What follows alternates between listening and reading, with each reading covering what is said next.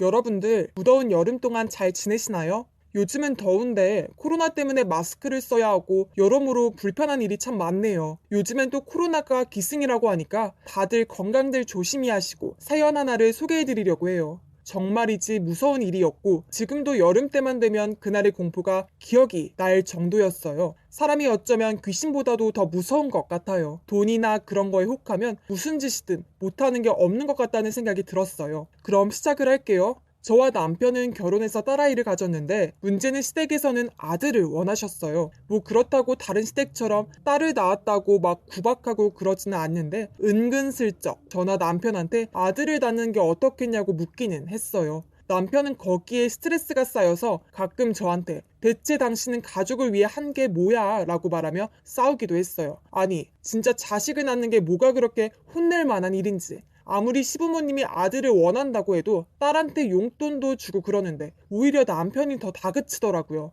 뭐 나중에는 아들을 낳긴 했지만 그동안 쌓여서 한동안 서먹해지다가 그래도 자식들한테는 아닌 것 같아서 같이 합쳐지긴 했어요. 뭐 남편이 막 스트레스를 받고 시댁에서 유일한 아들이라서 그 책임감으로 인한 중압감이 만만치 않다는 거 이해는 해준다지만 그래도 그렇지. 아들을 임신을 할 때는 같이 옆에 있어주거나 입덧 때 원하는 음식을 사주고 그래야 하는데 안 해주더라고요. 뭐 첫째 딸 때만 잘해주면 되지. 왜 둘째까지 챙겨줘야 해? 라는 마인드였죠. 아니 그토록 원하던 아들인데 왜 이렇게 각박한지 모르겠어요. 그리고 두 자식을 두었으면 어떻게든 일찍 퇴근해서 같이 애를 봐주거나 그러한 노력이 있어야 하는데 뭐 그런 게 없었어요. 맨날 야근에 주말에는 집에 있다고 해도 늘 잠만 자거든요. 뭐 제가 주부로만 있으면 뭐라고 안 하는데 저도 맞벌이를 하는데 집안일은 제가 다 합니다. 뭐 남편은 막 변명으로 저보다 더 열심히 일을 한다고 뭐라 하지만 그래도 집안일은 같이 균등히 해야 하는 거 아닌가요?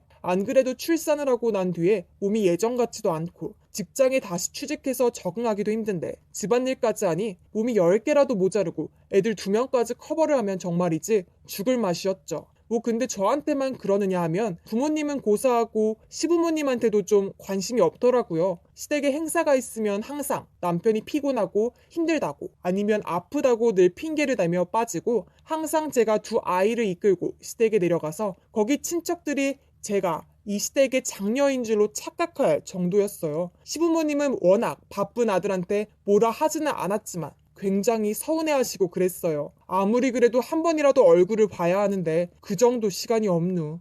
그러게 무슨 일이 많길래 저래 라고 한탄을 하시는데 정말이지 제가 봐도 답답하더라고요. 심지어 아이들도 아버지는 왜 자기들하고 놀지 않냐며 뭐라 하기도 했어요. 그렇게 오랫동안 지속되니까 이제는 아이들이 남편한테 아빠 하며 앵기지도 않게 되면서 오히려 남편이 와도 인사하러 나오지도 않고 그러더라고요. 남편은 그런 거는 싫어해서 아무리 그래도 너무한 거 아니냐고 하는데 가는 게 있으면 오는 게 있는 건데 언제는 놀아달라고 하면 항상 피곤하다고 바쁘다면서 친구랑 약속은 자주 하고 그러는데 누가 좋게 볼까요? 이것 때문에 부부싸움을 참 많이 했어요. 아니 여보, 이럴 거면 혼자 살지 왜 결혼을 했어? 애들이 왜 당신을 무시하는지 몰라서 물어? 좀 애들하고 친해져봐. 시간을 만들지를 못해? 바쁘다더니 나만큼 바쁘냐고. 아니 여보, 당신이 내가 하는 게 무엇인지 잘 모르면서 어디서 말대꾸야. 요즘 스트레스로 아무것도 하기 싫은 상태니까 건들지 좀 마. 아무것도 하기 싫은 상태? 남편이 그 정도면 저는 아예 땅속으로 들어가야겠네요. 저보다 그렇게 바쁜 것도 아닌데 너무 뻔뻔하더라고요. 그래서 감정의 골은 점점 깊어져만 가고 서로에게 너무 힘들어하며 지내니까 정말 짜증이 났었죠. 부모님들과 친구들도 대체 남편이라는 작자는 뭐하는 인간이길래 가정에 관심을 주지 않느냐며 일부 과격한 친구들은 차라리 이혼을 하는 게 어떠냐고 묻더라고요. 저는 에이 그 정도는 아니야 라고 나무랐지만 솔직히 결혼한 게 아니었죠. 만약에 저와 남편 사이에 두 아이가 태어나지 않았다면 아마 각 집에 살거나 심하면 이혼을 하면서 살아갈 것 같다는 생각은 자주 들었죠. 뭐 그래서 지금 상황 때문에 바로 이혼하자는 건 아니에요. 이미 두 아이가 있는데 이혼을 하면 이 아이들한테 죄가 되는 것 같아서 가능한 최대한 오랫동안 유지되기만을 바랄 뿐이죠. 그렇게 간절한 소망을 하루하루 겨우 연명하고 보내고 있을 무렵 그 소망을 박살내버린 사건이 터지게 되었죠. 어느 날 제가 집에서 저녁을 준비하는데 남편이 갑자기 회식이 잡혔다고 그래서 할 수 없이 두 아이들과 같이 밥 먹고 놀아주고 아이들을 재우고 하며 쉬고 있을 때 전화가 오더라고요. 혹시 땡땡 사모님 맞으시죠? 남편 회사 동기더라고요.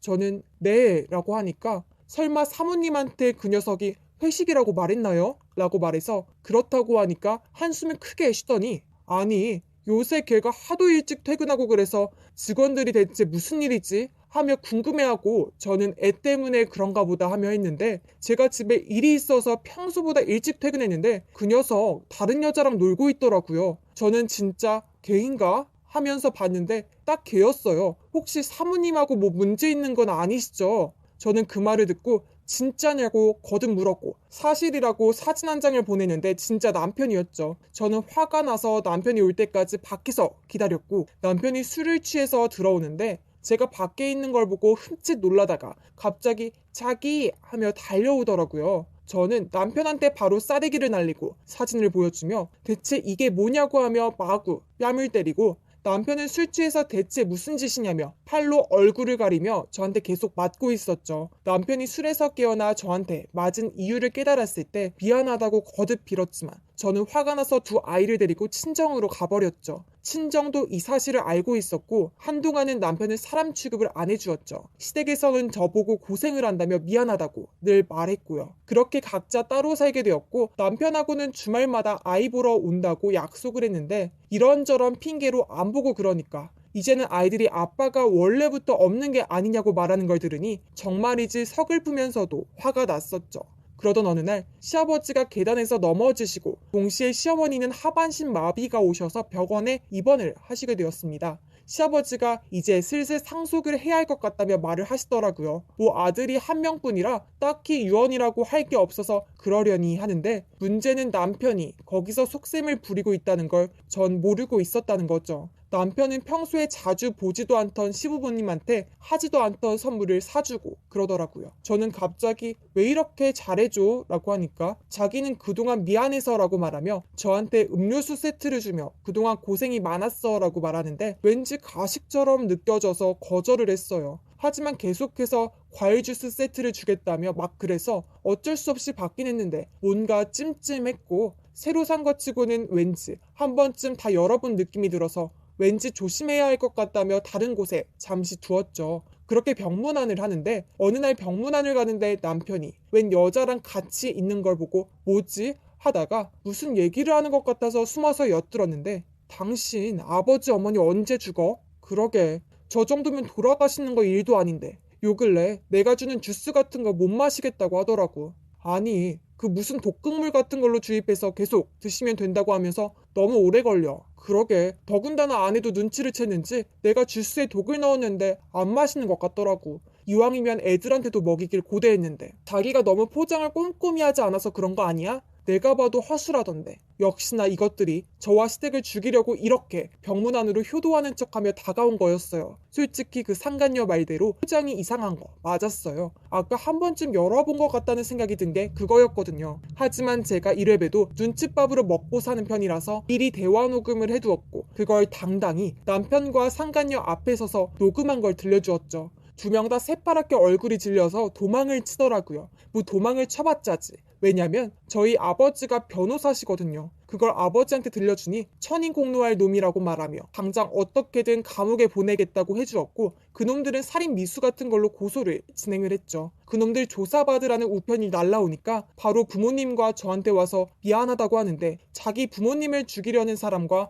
공범을 용서해줄 사람이 있을까요? 심지어 아이까지 죽이려고 했는데 그래서 저는 쓰레기를 던지며 당장 꺼지라고 했고 아버지는 골프채로 이놈을 하며 달려드는 걸 어머니는 겨우 말리셨죠. 그 둘은 형사소송은 물론 민사소송까지 다 걸리면서 피를 말리며 결국은 징역형을 10년 이상으로 받게 되었죠. 지금은 감옥에 있어요. 언제는 남편이 한 번만 용서해달라며 자식만큼은 보고 싶다고 하는데 한 번 자식을 죽이려는 사람을 두 번 다시 못 믿고 이미 아이들한테서 아버지라는 존재는 없어진 지 오래거든요. 그래서 남편이 감옥에서 보내는 편지를 받자마자 바로 버려버리고 다른 집으로 이사를 가니까 편지가 다시는 오지 않더라고요. 그러면 혹시 시부모님은 어떻게 됐냐고 하실 분들이 있을 텐데 다행히 두 분 건강히 잘 지내고 계세요.